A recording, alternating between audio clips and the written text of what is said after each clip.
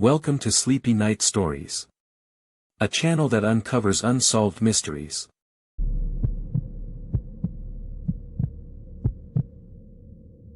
One of the benefits of my job is that I get to travel all around the world.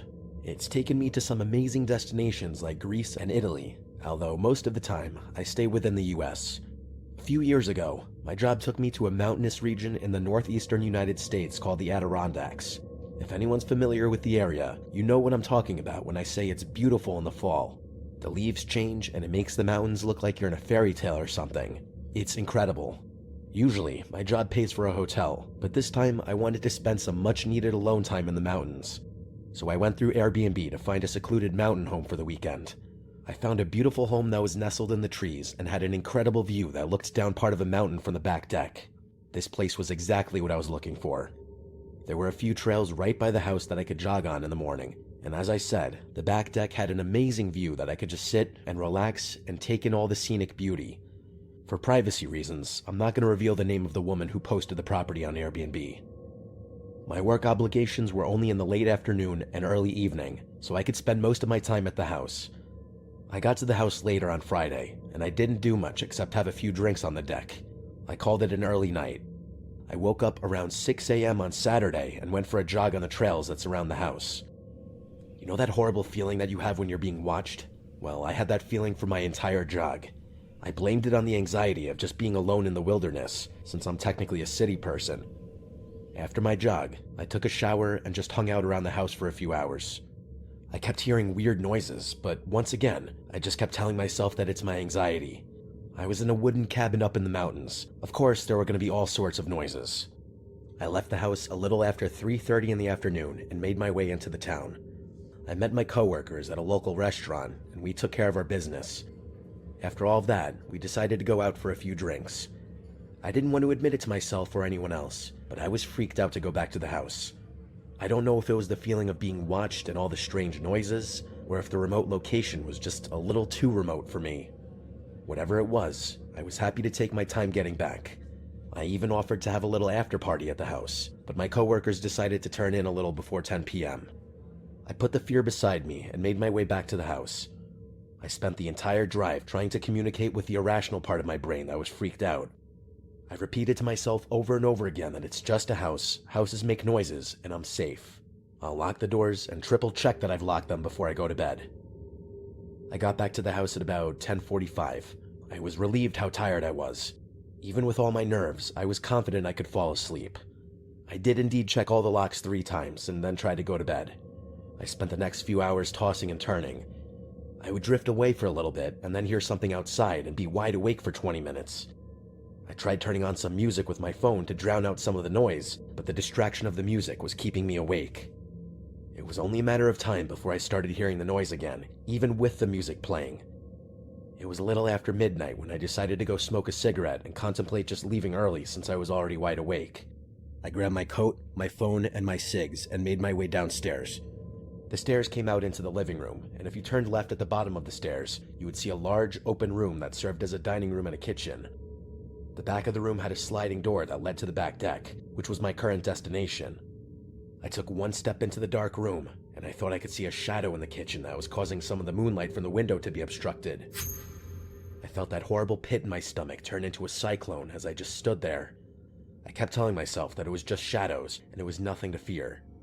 I decided to confront my fear and turn the light on, and the image of what I saw is still burned into my brain and is one of the scariest images I've ever seen.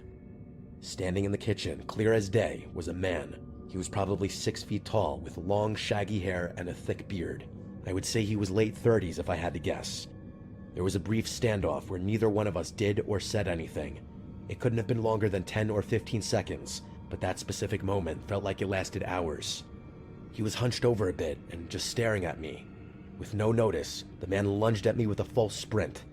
Thankfully, there was a counter in the middle of the kitchen, so he had to go around the counter, which gave me the time to run back to my room and lock the door.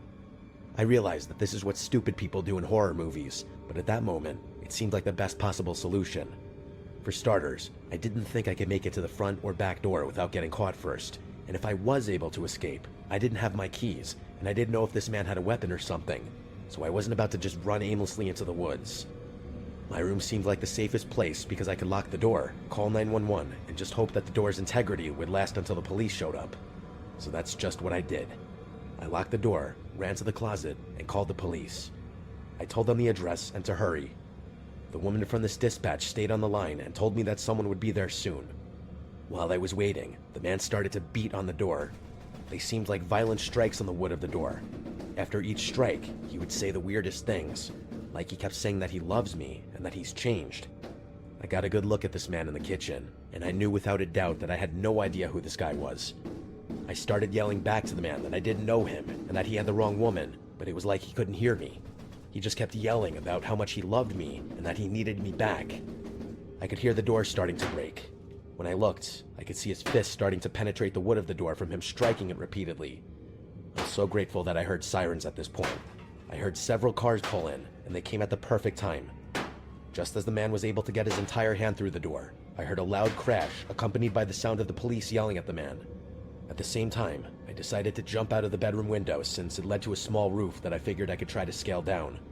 The crash I had heard right before was the police tackling the man to the ground just as he was about to get into the bedroom. I flagged one of the officers from the roof, and he helped me get down. The police arrested the man, and he continued yelling incoherently as they put him in the back of a squad car. They called the owner of the house, and that's when we finally started to get a few answers. This guy was the ex-fiancé of the woman who owns the house. Apparently, the guy had gone off the grid for a while after a bad breakup. The most disturbing part of all of this was the guy had been living in one of the closets of the house for a few days. Inside the closet, they found a bunch of beer cans and snack foods. I don't know why he didn't act sooner, but I'm so thankful he didn't, because this could have ended a lot worse for me. If I hadn't decided to get up for a smoke at that moment, this story could have had a much more tragic ending. The police told me that he had a knife from the kitchen inside his belt loop. It made me think to myself, I probably caught him in the act of getting the knife. The owner of the house felt horrible, and last I knew, the man was going to jail, but who knows. It's just so scary for me to think that I checked the lock 3 times, and it didn't even matter because this creep was already in the house. I guess you never know what can happen. This may be the only time in history that going outside for a smoke saved a life.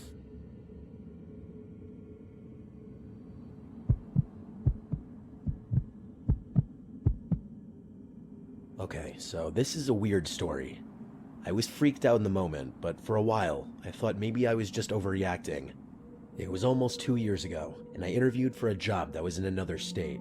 It was about a 5-hour drive. Instead of driving home after the interview, my soon-to-be wife suggested that I find an Airbnb to stay at for the night. I'm hopeless when it comes to apps like this, and I have no idea how to find a good place. She downloaded the app for me, found a place that looked nice, and it was only about a 10-minute drive from where the interview was being held. I booked the spot and got myself ready for the interview. The guy who owned the house was really nice. I was messaging him about why I was coming down, and he told me that if I wanted to, I could get into the house early that day so I could get myself ready and prepared for the interview, instead of driving for 5 hours and then going straight into the interview. I thought that was really nice. The owner sent me the code to get in and gave me all the instructions on how to lock the door. Well, it's literally one button, but still good to know since I had never used one of those keypad locks before this. My interview was at 3. I had more than enough time to shower and get myself mentally prepared for the interview. When I plugged in the interview address into the GPS, it said 9 minutes, so I planned on giving myself at least 30 minutes in case I got lost or hit traffic. After the interview, I grabbed some tacos and went back to the house. I thought the interview went well, but of course, I spent the next few hours second-guessing every answer I gave. I tend to do that when I'm nervous. I didn't do much of anything that night except eat, talk to my girl on the phone, and watch a movie. I know all these places are cleaned, but I still find it weird to sleep in someone else's bed. I'm just weird like that. It's why I don't travel a lot or go on vacation. I planned on sleeping on the couch and heading out first thing in the morning. The living room was cozy. It had a big, fluffy wraparound couch that was in front of a fireplace. Above the fireplace was a huge TV. Just to sweeten the deal, the room also had surround sound. I was perfectly content just staying in this room all night and watching movies until I dozed off and went to bed. Around 11 that night, I grabbed a blanket from one of the beds and I threw on Avengers Endgame. I was only about 15 minutes into the movie when I started to fall asleep. That sleep didn't last very long, as I was awoken by the sound of the doorbell. I just laid there for a few minutes and looked around. I didn't know if I was dreaming or if it was the movie or something. Then a few seconds later, the doorbell chimed again. I couldn't believe it. The doorbell was actually ringing. I grabbed my phone and saw that the time said 11:33. I couldn't imagine who would be ringing the doorbell at this hour. My first thought was just to ignore it. Then the bell rang again. Every time it rang, it made my heart basically jump out of my chest. At the fourth ring, I decided I was going to go check it out. I was thinking to myself, what if it were like the police or something? I cautiously made my way to the door, and before opening it, I looked out the front windows that gave me a somewhat view of the person. It was a skinny guy, and he was holding up a small brown bag in his hands. He had his head down and almost looked unresponsive. I went to the door and opened it, but left the screen door shut and locked. The light was dim, so I couldn't get a decent look at the guy. With his head still down, he told me he had my pizza delivery. Clearly, he wasn't holding a pizza. It was a brown paper bag. I politely told him I didn't order a pizza and that he had the wrong address. I shut the door and started heading back to the living room. The doorbell rang again. I marched back to the front door and opened it. Before I could yell go away or anything, he just told me again in a bleak and monotone voice that he had my pizza. When I shouted I didn't order a pizza, the guy responded by giving me the address of the house and said the delivery was for this address. I started to shout that it was a mistake and I didn't order pizza, and while I was shouting, I noticed that the guy was grabbing the screen door handle. I know I should have been more freaked out, but I was just annoyed. I slammed the door after yelling at him to go away before I called the police. After I slammed the door, I snuck back to the front window and again crouched down to look at what this guy was doing. He stood there for another minute and walked away. He had a beat-up red sedan of some kind. I couldn't tell what the make was. One of the front headlights was busted. Once I saw him get into the car, I felt a moment of relief. After that ordeal, I was ironically hungry. I grabbed something from the kitchen, and as I was walking back to the living room, I saw lights still shining through the front windows. When I looked outside, this guy was still sitting in the driveway with his one high beam shining through the window. I decided to go upstairs and look out one of the bedroom windows since I would have a much better vantage point. Because the light was so bright, I couldn't see him sitting in the car, but I could see that the car was running. I was still more annoyed than anything else. My two thoughts were either calling the police or going outside and telling this guy to hit the road. I decided that I didn't want to bother the police with something that could be very small and maybe nothing, so instead I'll just go outside and scare the guy into leaving. I threw my shoes on and marched out there like I was an Avenger. When I got to the window of the car, nobody was there. Without thinking, I turned around and ran back to the house, and immediately I locked the door. I even locked the chain on top of the door. I was trying to ask myself why he wouldn't be in the car, but the car was still running. It didn't make sense to me. I grabbed my phone and went upstairs into the bedroom. I tried texting the owner of the house, but I didn't receive a message back from him right away. I continued to look out of the window for several minutes. I contemplated calling the police, but I kept telling myself that this isn't police-worthy and I'm blowing all of this out of proportion. A few minutes later, I looked out the window, and I saw the skinny man get back into his car, and it almost looked like he was coming from the direction of the front door. I watched him finally back out of the driveway, and he appeared to drive down the street and out of sight. I wasn't scared, but I was so on edge that I didn't really sleep. I spent the entire night watching YouTube videos while lying on the floor of the bedroom. At 4 in the morning, I decided to officially get up, shower, and then leave. As I was gathering my things and getting ready to walk out the door, I noticed something horrible. The front door was unlocked and ajar. Because the chain was locked, it wouldn't open any further. I just stood in amazement. I couldn't remember if maybe I left it unlocked by accident after the last incident. I was sure I locked it, but I didn't want to think about the potential alternative. Then it dawned on me that I for sure didn't lock the screen door when I ran inside. As the sun was rising, I made a run for my car just in case, and as I was backing out of the driveway, I noticed on the side of the front porch was the brown paper bag. I ran outside so fast that I didn't even notice it initially. I thought about going to see if anything was inside, but that was a question that, in that moment, I didn't want answered. I drove away, and at the end of the street was a disgusting green house, and in the driveway was an ugly red car with what looked like a broken headlight. It may be a coincidence, but it looked exactly like the car that sat in the driveway the previous night. The owner of the Airbnb messaged me that morning to apologize for missing my message last night and asked how the stay was. I told him about the delivery driver, the car in the driveway, the unlocked door in the morning, and the similar-looking red car at the end of the street. He started typing because I could see the dots in the message, and then he never responded after that. I never bothered to look more into the situation until I started telling people the story. When I looked up the house more recently, it's not listed on Airbnb anymore, so I don't know what to think. It was unnerving and a little freaky for sure, but I truly wasn't that scared.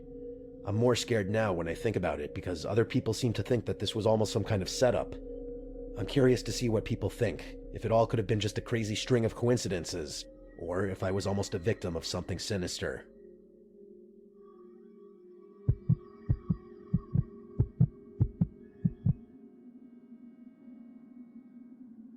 Let me start by saying that monsters exist in this world, and they're not ghosts or demons, but very real people who mean you harm. My family still hasn't recovered from the terror we experienced last summer, and I'm worried they may never fully heal. I'll start at the beginning and do my best to tell the story. My wife and I decided to take the kids on a small family vacation. Nothing crazy, just a few nights away at the ocean. I was surprised to see that finding houses on Airbnb was cheaper than the hotels that were available. My wife found this awesome place that wasn't right on the ocean, but it was only a 5-minute walk, and it was way cheaper than staying on the ocean. The house was directly at the back of a dead-end street, and behind the house was a creek, so it felt very private, which was cool. We got to the beach town in the mid-afternoon, and we spent several hours at the beach before heading to the house. My son was 8, and my daughter was 13, and usually they fight constantly, but something about being at the ocean caused them to play together like good siblings. This would probably be the highlight of the trip, because things started going downhill after that. We got to the house at 5 and unpacked our bags. The kiddos claimed their rooms, and we all got cleaned up from the beach. My wife brought a bunch of meals to cook instead of us having to go out every night. She loves to cook, which I love. There really is nothing better than a home-cooked meal. The deal is, she cooks and I do the dishes. It seems like a fair trade-off. That night, we stayed up for a few hours and played Uno, and then we eventually went to bed. I slept like a baby that night. I wish I could have said the same thing about my son. The next morning, he looked exhausted at breakfast. The poor kid barely touched his food. When I asked him what was wrong, he just put his head down and didn't say anything. He almost looked embarrassed. After a little bit of prying, he finally caved in and told me what was wrong. He claimed that he saw ghosts the previous night. Yes, you heard me correctly. My 8-year-old son claimed to have seen ghosts. When I asked him to explain more, he told me that he saw the shadows move around in the backyard. He looked out the window and saw several shadows come up to the house and disappear for a while, then eventually go back into the tree line, which was right before the creek. He said one of the shadows even turned around at one point and waved at him. The poor kid was in tears while he was telling me. Whatever he saw, or whatever he thought he saw, it clearly freaked him out. My wife and I, and even my daughter, were giving him the ghosts aren't real talk. It took a little while, but he finally started acting like himself again. We went to the beach that day and had another fun day together, hitting waves and building sandcastles. When we got back to the house, I noticed that the door wasn't locked. I asked my wife if she had locked it, and she wasn't sure. I'm compulsive about locking the door, and unfortunately, she isn't. I would have been more annoyed, but anything of value that we had was with me, and after a little walk around the house, nothing looked out of place. Another evening of cooking and card games, and then the kids went to bed around 10 p.m. My wife and I stayed up for a little bit longer and had a few drinks. I didn't look at the exact time, but I would say it was nearly midnight when my son knocked on our bedroom door. He could barely talk, and the poor kid was trembling. He said the ghosts are back, and they're in the backyard again. I sprang up and looked out all the windows, and I didn't see anything. I kept asking him to point them out, but he was too scared to even look out the window. The only thing that was admittedly a little weird was that the backyard floodlight was on, but that could have been set off by anything like the wind or even an animal. I spent the next few minutes trying to comfort him and tell him everything was okay. When he finally spoke, he barely got the words out. He said one of the ghosts tapped on his window. He told him that if he screamed, he would hurt his entire family. According to my son, he asked the ghost to leave him alone, and apparently, the ghost said he'd leave him alone if he opened the door. Instead of opening the door, my son came to wake us up. I was scared, but not because I thought ghosts were real, rather because something was clearly terrifying my poor son. I was thinking maybe my daughter showed him a movie or something that he wasn't supposed to see, or maybe he was just homesick, since he hadn't traveled much as a family. That night, he slept with us, and I didn't sleep very well because I could feel him shaking all night. The kid was truly scared out of his mind. At breakfast, it was the same as the day before.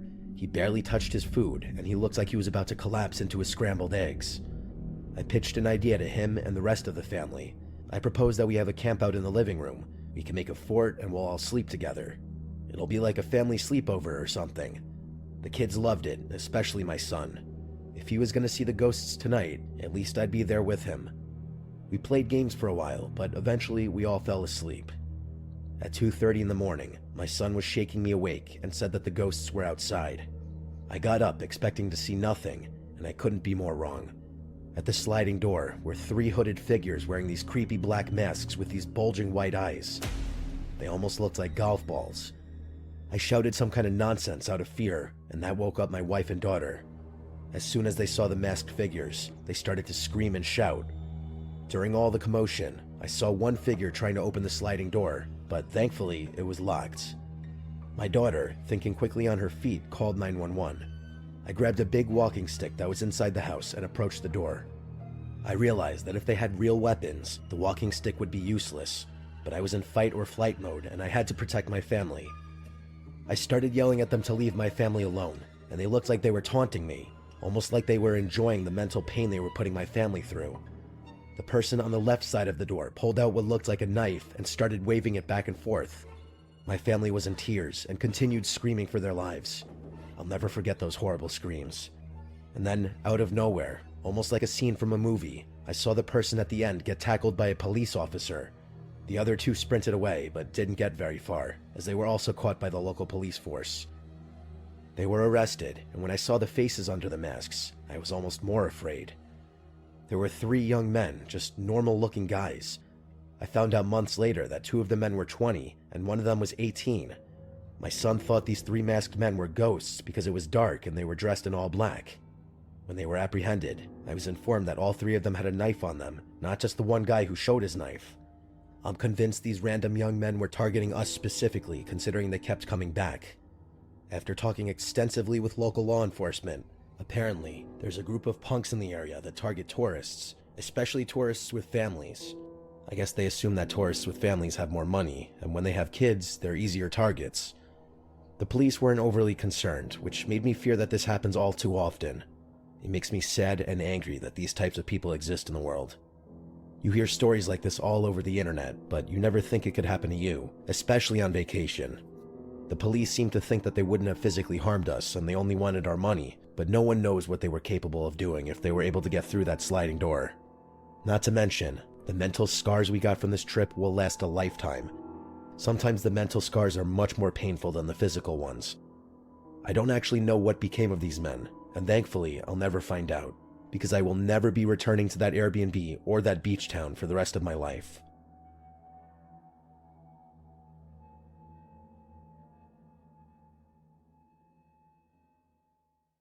Our next investigation takes us deeper. We will explore a case where music. A 53-year-old Elvia Cortez wasn't a public. A 53-year-old Elvia Cortez wasn't a public.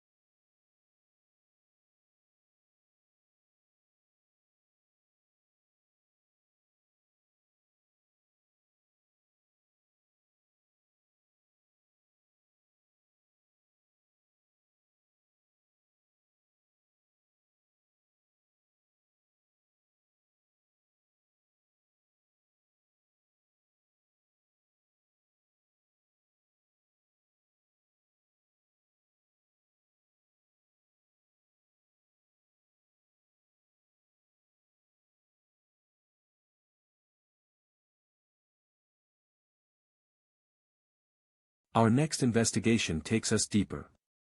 We will explore a case where Portus Media, Portus Media, Portus Media.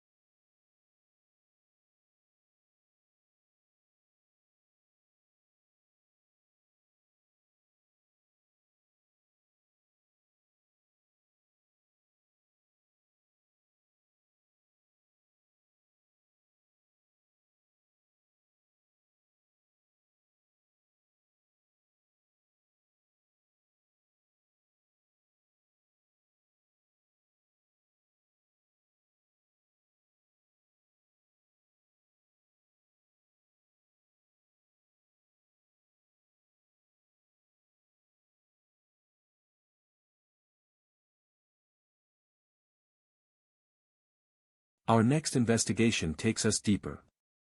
We will explore a case where, I work in the back of a grocery store in /H Albuquerque, New Mexico. I'm not going to /H tell you which one. If you ever find the /H,